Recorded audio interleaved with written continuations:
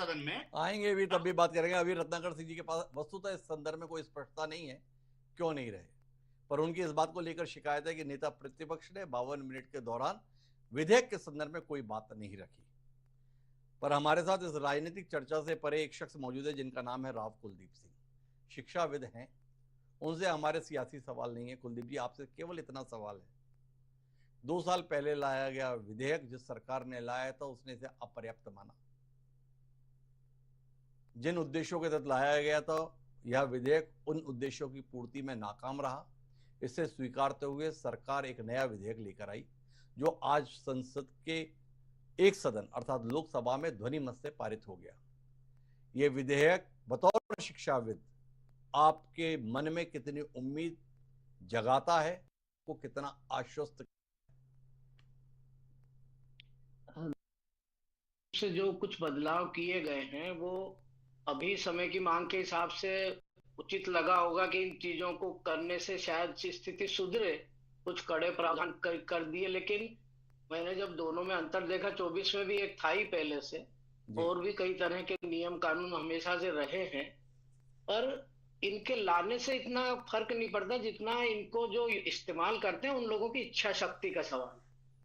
ये जितने भी पेपर लीक और इसकी घटनाएं किसी भी तरह की होती है, इनके पीछे कोई एक बुरा आदमी होता है, एक बुरे आदमी का तंत्र होता है, और वो उसके लिए कोई भी कानून तोड़ना मरोड़ना, उसकी ताकत हर जगह, उसकी पहुंच हर जगह होती है। ये सारे उसी के कारण। अभी ये देखिए, आज हम चर्चा कर रहे हैं इस पे, खैर सब्जेक्ट है राजनीति से जुड़ता ही है, तो अभी शिक्षा और छात्रों की उस आंदोलन की बात पर अभी 1-2 वाक्य कहे गए होंगे, सारी चीजें केंद्रित हो गई नेता प्रतिपक्ष के व्यवहार पे, बोलने चालने पे, फिर बाकी चीजों पे, ऐसा करके ये इस दुर्भाग्य नहीं तो क्या कहेंगे कि हमें जिस दिन शिक्षा के मुद्दों पर पूरी तरह से चर्चा केंद्रित रहनी चाहिए, उस समय हमें इन अप्रासंगिक व्यक्तियों की बात करनी पड़ती। मैं अप्रासंगिक इसलिए कह रहा हूं कि क्या योगदान कर रहे हैं ये, इनकी किस बात से, किस शिक्षा की व्यवस्था में किसी को कुछ संबल मिल रहा है या मदद मिल रही है।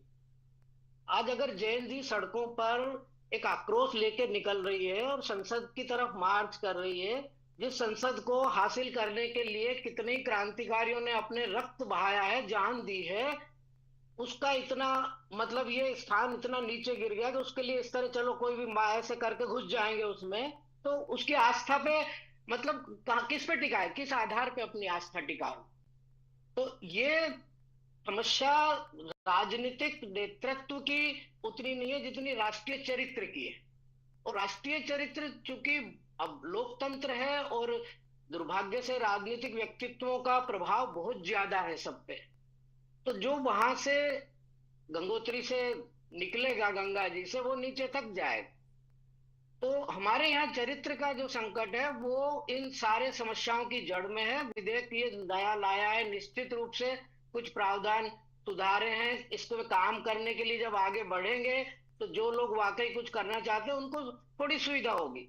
लेकिन ये मुझे अंतर इतना ही लगता है जैसे जो अपना ट्रांसपोर्ट के जो नियम होते हैं ना, चालान वगैरह करना, हेलमेट और उस बेल्ट के, उसमें जैसे कुछ जुर्माना बढ़ा दिया, ये कर दिया, लोग डरने लगेंगे, तो डरने से उससे काम नहीं चलेगा। ये बिना किसी कानून के भी और बिना पुराने समय से निश्चित रूप से परीक्षाएं सब होती रहती थी। जैसे जैसे लोगों के मन में बेईमानी हुई है, लोगों को व्यवस्था से अपना लाभ लेने के लिए उनको कोई शर्म नहीं आती, उस तरह की प्रवृत्तियां प्रबल हुई है, उनको कोई कुछ कहता भी नहीं है। कोई कुछ कहता भी नहीं है। कुलदीप सिंह जी ने बड़ी मर्म स्पर्शी बात कही है, बोले कानून से क्या हो जाएगा, क्या है इस नए कानून में, भाई जुर्माना बढ़ा दिया ना।